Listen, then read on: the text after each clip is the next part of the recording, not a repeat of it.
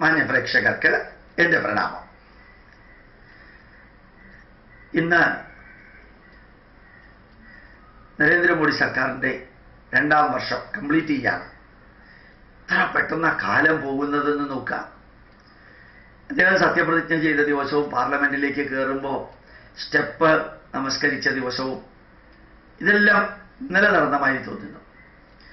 ഓർമ്മിക്കാൻ നമ്മുടെ ആയുസ്സും ഇതേപോലെയാണ് പോവുക.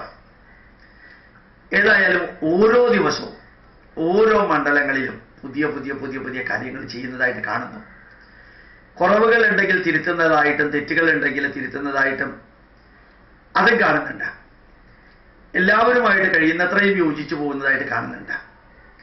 ഇലക്ഷനിൽ പരാജയപ്പെടുമ്പോഴും തളരാതെ തകരാതെ അടുത്ത സംസ്ഥാനത്തിലെ ഇലക്ഷനിൽ നല്ല വിജയം കാഴ്ചവെക്കണമെന്ന രീതിയിൽ പ്രവർത്തിക്കുന്നുണ്ട്. പാർട്ടിക്കുള്ളിലുള്ള അവസരങ്ങളെല്ലാം കുറേ മാറ്റുന്നുണ്ട്. അതുപോലെ RSSകാര് കുറേയധികം ഹെഡ് വെയിറ്റും ബാക്കിയുള്ളതെല്ലാം കാണിച്ച് പ്രവർത്തിക്കുകയും പ്രഖ്യാപിക്കുകയും പല രീതിയിലുള്ള അബദ്ധങ്ങൾ വിളിച്ചു പറയുകയും ചെയ്യുമ്പോൾ അതിനെല്ലാം നിയന്ത്രിക്കാൻ സാധിച്ചിട്ടുണ്ട്. ഒരുപക്ഷെ കോൺഗ്രസ് ഒഴികെ ബാക്കി രാഷ്ട്രീയ പാർട്ടിക്കാരുടെ മനസ്സിലെല്ലാം നല്ലൊരു ഇമേജ് ഉണ്ടാക്കാൻ സാധിച്ചിട്ടുണ്ട്. 65 വർഷം പലരും ഭരിച്ച ഒരു രാഷ്ട്രത്തെ ഒരൊറ്റ സുപ്രഭാതത്തിൽ മാറ്റണമെന്ന് പറഞ്ഞാൽ ശശി തരൂരിനെ പോലെയുള്ളവർക്ക് മാതൃഭൂമിയിൽ അതൊക്കെ എഴുതാം. പക്ഷേ ആ ശശി തരൂർ എന്ന മനുഷ്യൻ ഇന്ന് മാതൃഭൂമിയിൽ എഴുതിയത് വായിച്ചപ്പോൾ ആദ്യം തോന്നിയത് ഈ തിരുവനന്തപുരം ജില്ലയുടെ MP ആയിട്ടുള്ള മനുഷ്യനെ ഒരു സ്ഥലത്തും പ്രസംഗിപ്പിച്ചില്ല കോൺഗ്രസ്സുകാര്. എന്തേ? പ്രസംഗിപ്പിക്കാൻ യോഗ്യതയില്ലാത്ത ആളായതുകൊണ്ടാണ് പ്രസംഗിപ്പിക്കാത്തത്. CPMന്റെ MPമാരും അല്ലാത്തവരും എല്ലാവരും കേരളം മുഴുവൻ പ്രസംഗിച്ചു. കോൺഗ്രസിന്റെ MPമാരെല്ലാവരും കേരളം മുഴുവനും ഈ നിയമസഭാ ഇലക്ഷനോടനുബന്ധിച്ച് പ്രസംഗിച്ചു. ശശി തരൂരിനെ കേരളത്തിലെ ഒരൊറ്റ സ്റ്റേജിൽ കയറ്റിയില്ല. അദ്ദേഹം ഞാൻ പറയുന്നത് കേൾക്കുന്നുണ്ടെങ്കിൽ ചിന്തിക്കണം, എന്തുകൊണ്ട് അദ്ദേഹത്തിനെ കയറ്റുന്നില്ല? മാതൃഭൂമിയിൽ ആർട്ടിക്കിൾ എഴുതാനും UNOയുടെ ഡെപ്യൂട്ടി സെക്രട്ടറി ജനറൽ ആയിരുന്നു എന്നുള്ളത് പറയുന്നതൊക്കെ അവിടെ ഇരിക്കട്ടെ. കേരള ജനതയുടെ മുമ്പിൽ കൊണ്ടുവരാൻ പാടില്ലാത്ത ഒരാളാണ്, അല്ലെങ്കിൽ തിരുവനന്തപുരത്ത് കൊണ്ടുവരാൻ പാടില്ലാത്ത ഒരാളാണ് എന്ന രീതിയിൽ മാറ്റി നിർത്തിയിട്ടുണ്ടെങ്കിൽ അത് പാർട്ടിയുടെ കുഴപ്പമല്ല, ഇങ്ങനത്തെ കയ്യിലിരിപ്പിന്റെ കുഴപ്പമാണ്.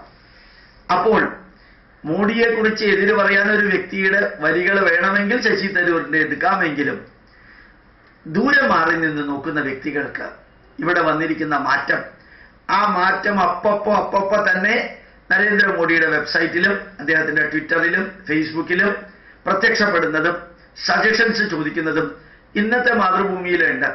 ഒരു മിസ് കോൾ നിങ്ങൾ നൽകൂ പ്രധാനമന്ത്രിയുമായിട്ട് നിരന്തരം ബന്ധപ്പെട്ടുകൊണ്ടിരിക്കാൻ. വെറുതെ ചിന്തിച്ചു നോക്കാം, ഓരോ മണ്ഡലത്തിലും എന്ത് മാറ്റം ഉണ്ടെന്നുള്ളത്. ഒരു വലിയ രാജ്യമാണ് ഭാരതം. ആ വലിയ രാജ്യമായിട്ടുള്ള ഭാരതത്തില് അഴിമതിയും സ്വജനപക്ഷപാതവും വർഗീയതയും ഇസ്ലാമിന്റെയും ക്രിസ്ത്യാനിയുടെയും ന്യൂനപക്ഷ പ്രീണനവും എല്ലാം കുടികുത്തിവാണ് തീവ്രവാദികളുടെ കൂത്തരങ്ങായി.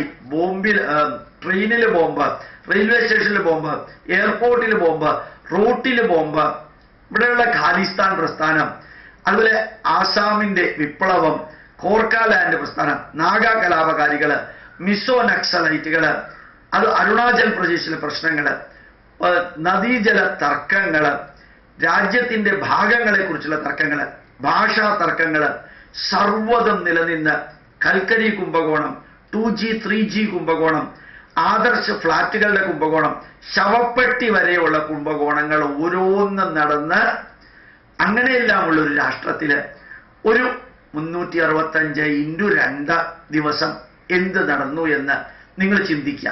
നല്ലതാണെങ്കിൽ നല്ലത് എന്ന് പറയാനുള്ള ഒരു മനസ്സുണ്ടാവുക, ചീത്തയാണെങ്കിൽ ചീത്ത എന്ന് പറയാനുള്ള ഒരു മനസ്സുണ്ടാവുക. നന്മയെ അത് ആര് ചെയ്താലും നന്മയായിട്ടും തിന്മയെ അത് ആര് ചെയ്താലും തിന്മയായിട്ടും പറയാനും കാണാനും മറ്റുള്ളവരെ അറിയിക്കാനുള്ള ഒരു മനസ്സുണ്ടാവുമ്പോഴാണ് ഈ പിണറായി വിജയൻ സാറിന്റെ 1ാം ദിവസവും അതുപോലെ മമതാ ബാനർജിയുടെ 2ാം ഭരണവും AIADMKയുടെ ജയലളിതയുടെ ഭരണവും അല്ലെങ്കിൽ നമ്മുടെ ഫഡ്നാവിസിന്റെ ഭരണവും അല്ലെങ്കിൽ കോൺഗ്രസ് നേതാക്കന്മാരുടെ ഭരണവും CPM നേതാക്കന്മാരുടെ നിലനിൽപ്പും എല്ലാത്തിനെയും ഒന്ന് തുറന്ന് വിശകലനം ചെയ്തിട്ട് നല്ലത് നല്ലത് ചീത്ത ചീത്തയാണെന്ന് നിങ്ങൾക്ക് ഉപയോഗിക്കാൻ സാധിക്കുന്ന വാക്കുകളിലൂടെ ഉപയോഗിച്ച് വിലയിരുത്തുകയും സ്വയം അഭിമാനിക്കുകയും അല്ലെങ്കിൽ തിരുത്താൻ വേണ്ടി സാധിക്കുന്നത് ചെയ്യുകയും ചെയ്യണം. എങ്കിലേ നമ്മുടെ രാഷ്ട്രത്തോടുള്ള നമ്മുടെ കടപ്പാട് ധന്യമാവുകയുള്ളൂ. തെറ്റുകൾ തെറ്റുകളായിട്ട് ചൂണ്ടിക്കാണിക്കാനും ശരികൾ ശരികളായിട്ട് ചൂണ്ടിക്കാണിക്കാനും രാഷ്ട്രദ്രോഹം ആര് ചെയ്താലും തെറ്റാണെന്ന് പറയാനും നമ്മുടെ നാടിനെ കുറിച്ച് ഭാരത് മാതാ കി ജയ് വിളിക്കില്ല എന്ന് പറയുന്നത് അത് അസംബന്ധവും തെറ്റുമാണെന്നും അമേരിക്കയിൽ ജീവിച്ചുകൊണ്ട് അമേരിക്കൻ ദേശീയ ഗാനവും അമേരിക്കൻ എന്ന ഫാദർലാൻഡിന് ജയ് വിളിക്കില്ല എന്ന് പറഞ്ഞു കഴിഞ്ഞാൽ ആ ദിവസം ചിലപ്പോൾ പുറത്തേക്ക് പോകേണ്ടി വരും, അല്ലെങ്കിൽ ചിലപ്പോൾ ജീവൻ തന്നെ കണ്ടുവന്ന് വരില്ല. ചൈനയിൽ ജീവിച്ച് ചൈനയിലെ ഭരണാധികാരികൾക്കെതിരെ ഒരു വാക്ക് പറഞ്ഞാൽ ഒരുപക്ഷെ അടുത്ത മിനിറ്റിൽ ആളെ കണ്ടുവന്ന് വരില്ല. അത്രയൊന്നും ഇവിടെ പ്രോബ്ലം ഒന്നുമില്ല. ആരെ വേണമെങ്കിലും വിമർശിക്കാം, എതിർക്കാം. അങ്ങനെയൊക്കെ ചെയ്യാൻ സ്വാതന്ത്ര്യമുള്ള ഒരു രാഷ്ട്രത്തിൽ ഡസൻ കണക്കിന് പൊളിറ്റിക്കൽ പാർട്ടികൾ ഡസൻ കണക്കിന് വഴികളിലൂടെ ഡസൻ കണക്കിന് ഇഷ്യൂവിൽ പ്രതികരിക്കുമ്പോൾ കഴിയുന്നതും ഭംഗിയായിട്ട് കൊണ്ടുപോകാൻ ആർക്കെങ്കിലും സാധിക്കുന്നുണ്ടെങ്കിൽ ആ നന്മയെ അഭിനന്ദിക്കാൻ നമുക്ക് സാധിക്കട്ടെ. പ്രണാമം, നമസ്കാരം.